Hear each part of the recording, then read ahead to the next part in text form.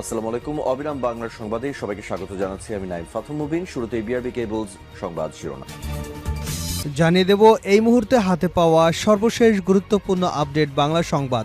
শুরুতেই জানাবো চট্টগ্রামকে ভারতের অংশ করবার উস্কানি নিয়ে জামায়াতের বিবৃতি।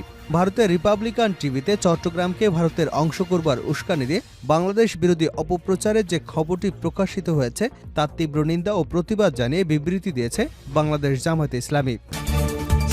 এবারে জানাবো হঠাৎ মার্কিন রাষ্ট্রদূতের বাসভবনে মির্জা ফখরুল। চায়ের আমন্ত্রণে যুক্তরাষ্ট্রের ভারপ্রাপ্ত রাষ্ট্রদূত মেগান বোল্ডিনের বাসভবনে গিয়ে তার সঙ্গে সাক্ষাৎ করেছেন বিএনপির মহাসচিব মির্জা ফখরুল ইসলাম আলমগীর। বৃহস্পতিবার সকালে মির্জা ফখরুলের নেতৃত্বে ৩ সদস্যের প্রতিনিধি দল গুলশানে রাষ্ট্রদূতের বাসভবনে যায়। জানাবো বাংলাদেশের স্বৈরাচার মাথাচাড়া দিয়ে উঠবে না তারেক রহমান। সংবিধানে মানুষের ভাগ্যের পরিবর্তনের সংস্কার চান বিএনপির ভারপ্রাপ্ত চেয়ারম্যান তারেক রহমান। তিনি বলেছেন, আমরা সবাই এমন দেশ গড়তে চাই যেখানে আর কোনো ফ্যাসিবাদ বা স্বৈরাচার মাথাচাড়া দিয়ে উঠবে না। একটি নিরাপদ সুরক্ষিত বাংলাদেশ চাই যেখানে গণ আকাঙ্ক্ষার প্রতিফলন ঘটবে। নির্বাচিত এবং জবাবদিহিমূলক সরকার নিশ্চিত করবে জনগণের মালিকানা এবং অংশীদারি। এদিকে ১১৩ কোটি টাকা পাচার, বিএনপি নেতা ফালুসহ ৩ জনকে অব্যাহতি। দুবাই ১১৩ কোটি ৯২ লাখ টাকা পাচারের মামলায় বিএনপি চেয়ারপারসন সাবেক উপদেষ্টা মোসাদ্দেক আলী ফালুসহ ৩ জনকে অব্যাহতির আদেশ দিয়েছেন আদালত। বৃহস্পতিবার ঢাকার বিভাগীয় বিশেষ জজ এস.এম. জিয়াউর রহমান তাদের অব্যাহতির আদেশ দিয়েছেন। এবারে থাকছে বাংলাদেশকে বিকলাঙ্গ রাষ্ট্রে পরিণত করতে চেয়েছিল শেখ হাসিনা।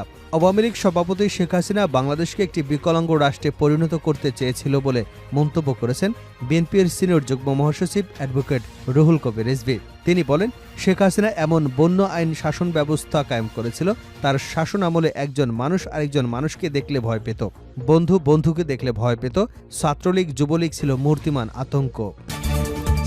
এবং সর্বশেষ জানাবো আন্তর্জাতিক সংবাদ। ইসরায়েলকে নতুন যে হুমকি দিল ইরান। ইরানে হামলার জন্য ইসরায়েলের বিরুদ্ধে প্রতিশোধ নেওয়া হবে, এতে কোনো সন্দেহ নেই বলে মন্তব্য করেছেন ইরানের ইসলামী বিপ্লবী গার্ড বাহিনীর কমান্ডার মেজর জেনারেল সালামি। তিনি বলেছেন, তোমাদের কঠিন শাস্তি হবে, প্রতিশোধের জন্য অপেক্ষা করো। বৃহস্পতিবার নাসরুল্লাহ নামের এক যুদ্ধ মহড়ায় বক্তব্য রাখার সময় তিনি এই হুমকি দিয়েছেন। এতক্ষণ শিরোনাম শুনছিলেন, এবার বিস্তারিত। প্রিয় দর্শক, আপনি যদি এই চ্যানেলে নতুন হয়ে থাকেন, ভিডিওটি দেখতে দেখতে চ্যানেলটি সাবস্ক্রাইব করে আমাদের সঙ্গে থাকুন। আর এই ভিডিও সম্পর্কে আপনি আপনার মূল্যবান মতামতটি কমেন্ট বক্সে জানিয়ে দিন। আর হ্যাঁ প্রিয় দর্শক, জানিয়ে দিন ভিডিওটি কোথা থেকে দেখছেন। চট্টগ্রামকে ভারতের অংশ করার উস্কানি নিয়ে জামায়াতের বিবৃতি। ভারতের রিপাবলিক টিভিতে চট্টগ্রামকে ভারতের অংশ করবার উস্কানি দিয়ে বাংলাদেশ বিরোধী অপপ্রচারের যে খবরটি প্রকাশিত হয়েছে তার তীব্র নিন্দা ও প্রতিবাদ জানিয়ে বিবৃতি দিয়েছে বাংলাদেশ জামায়াত ইসলামী। বৃহস্পতিবার দলটির সেক্রেটারি জেনারেল ও সাবেক সংসদ সদস্য অধ্যাপক মিয়া গুলাম পরোয়ার স্বাক্ষরিত গণমাধ্যমে পাঠানো বিবৃতিতে বলা হয়, ভারতের রিপাবলিক টিভির উপস্থাপক চট্টগ্রামকে ভারতের অংশ করবার উস্কানি দিয়ে বলেছেন, চট্টগ্রাম ১৯৪৭ সালে ভারতের হাতছাড়া হয়ে যায়। এখন কৌশলগতভাবে চট্টগ্রাম ভারতের অংশ হয়ে গেলে বঙ্গোপসাগরের দখল করা যুক্তরাষ্ট্র বা বিশ্বের কোনো পরাশক্তির পক্ষে সম্ভব নয়।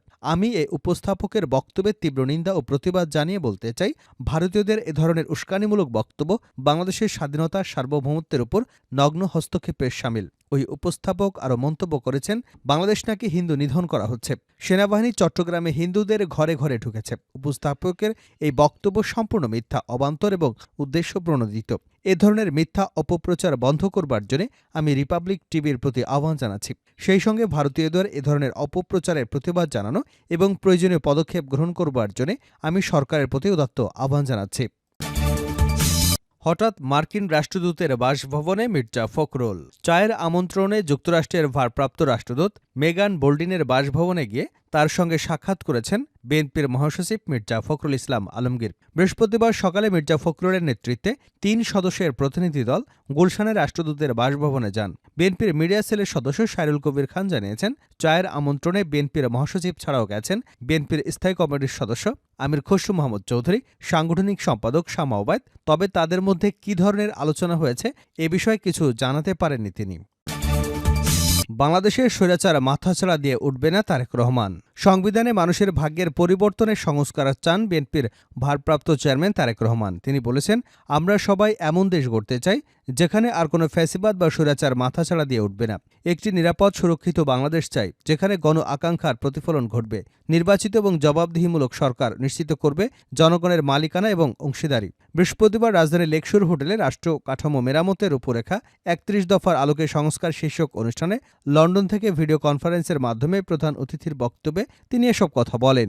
বক্তব্যের শুরুতে অনুষ্ঠানে উপস্থিত গণতন্ত্রের পক্ষে প্রতিটি রাজনৈতিক দলের নেতা, বাংলাদেশ জাতীয়তাবাদী দল বিএনপির জাতীয় স্থায়ী কমিটি সহ বিভিন্ন পর্যায়ের নেতা, কূটনৈতিক, নাগরিক সমাজ, গণমাধ্যমের সদস্যদের ধন্যবাদ জানান তারেক রহমান। বিএনপির ভারপ্রাপ্ত চেয়ারম্যান বলেন, আজ আমরা যারা এখানে উপস্থিত হয়েছি আমাদের রাজনৈতিক দর্শনে ভিন্নতা আছে, সেটি স্বাভাবিক। তবে আমি বিশ্বাস করি ভিন্ন ভিন্ন রাজনৈতিক ধারার মধ্যেও বৃহত্তর পরিসরে আমাদের মধ্যে একটি বিষয়ে আদর্শিক ঐক্যমত রয়েছে, আর সে বিষয়টি হল একটি গণতান্ত্রিক বাংলাদেশ প্রতিষ্ঠা।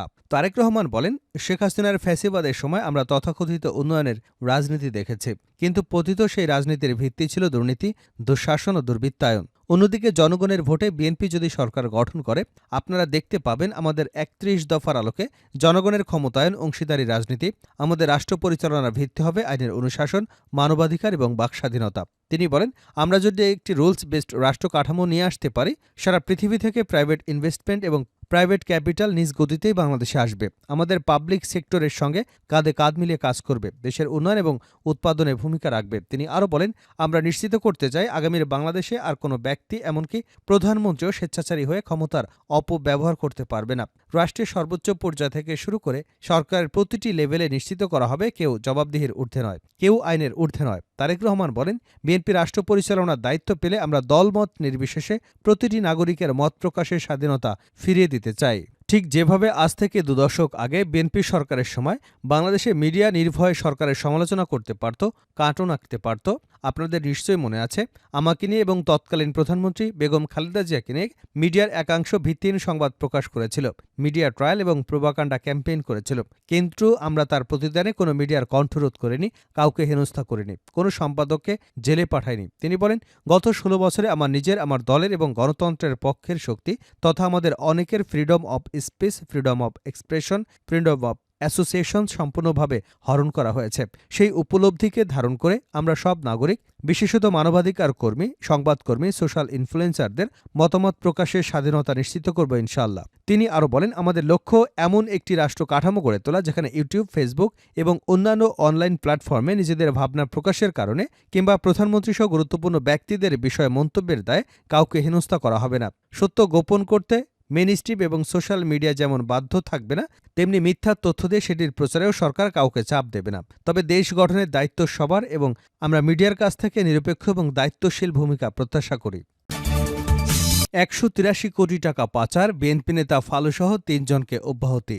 দুবাইয়ে ১৮৩ কোটি ৯২ লাখ টাকা পাচারের মামলায় বিএনপি চেয়ারপারসনের সাবেক উপদেষ্টা মোসাদ্দেক আলী ফালুসহ ৩ জনকে অব্যাহতির আদেশ দিয়েছেন আদালত। বৃহস্পতিবার ঢাকার বিভাগীয় বিশেষ জজ এস.এম. জিয়াউর রহমান তাদের অব্যাহতির আদেশ দিয়েছেন। অব্যাহতি পাওয়া অপর ২ আসামি হলেন আর.এ.কে সিরামিক্স লিমিটেডের ডেভেলপমেন্ট কোম্পানি লিমিটেডের ব্যবস্থাপনা পরিচালক এস.এ.কে ইকরামুজ্জামান এবং স্টার সিরামিক্স প্রাইভেট লিমিটেডের পরিচালক সৈয়দ.এ.কে আনোয়ারুজ্জামান।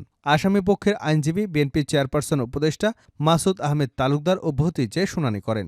দুদকের পক্ষে মীর আহমদ আলী সালাম আসামিদের বিরুদ্ধে চার্জশিট গঠনের পক্ষে শুনানি করেন। উভয় পক্ষের শুনানি শেষে আদালত আসামিদের বিরুদ্ধে চার্জ গঠনের মতো পর্যাপ্ত উপাদান না পাওয়ায় তাদের অব্যাহতির আদেশ দেন। আসামিদের মধ্যে ইকরামুজ্জামান এবং আনোয়ারুজ্জামান জামিনে ছিলেন। মোসাদ্দেক আলী ফালু পলাতক ছিলেন। আদালত তার বিরুদ্ধে গ্রেপ্তারি পরোয়ানা জারি করেছিল। সম্প্রতি তিনি আত্মসমর্পণ করে জামিন নিয়েছেন। এদিন শুনানির সময় তারা আদালতে উপস্থিত ছিলেন। ২০১৯ সালের ১৩ মে উত্তরা পশ্চিম থানায় ফালু এবং অন্য ৩ ব্যক্তির বিরুদ্ধে দুবাইয়ে ১৮৯ কোটি ৯২ লাখ টাকা পাচারের অভিযোগে মানি লন্ডারিং আইনের আওতায় মামলা করে দুর্নীতি দমন কমিশন। মামলার এজাহারে উল্লেখ করা হয়, ফালু এবং অন্য ৩ ব্যবসায়ী আর.এ.কে সিরামিক্স এবং রাখেন ডেভেলপমেন্ট কোম্পানির MD S A K Ikramuzzaman, star ceramics লিমিটেডের পরিচালক সৈয়দ এ কে আনুরুজ্জামান এবং পরিচালক মোহাম্মদ আমির হোসাইন দুবাইতে 2010 সালে Al Madina International Limited, Tri Star Limited এবং ডেভেলপমেন্ট ইইউ নামে 3টি প্রতিষ্ঠান চালু করেন। এই প্রতিষ্ঠানগুলোর মাধ্যমে তারা অবৈধভাবে দেশ থেকে 183 কোটি 92 লাখ টাকা পাচার করেন। মামলার তদন্ত কর্মকর্তা দুদকের সহকারী পরিচালক মোহাম্মদ গুলশান আনোয়ার প্রধান 2021 সালের 30 সেপ্টেম্বর আদালতে চার্জশিট দাখিল করেন।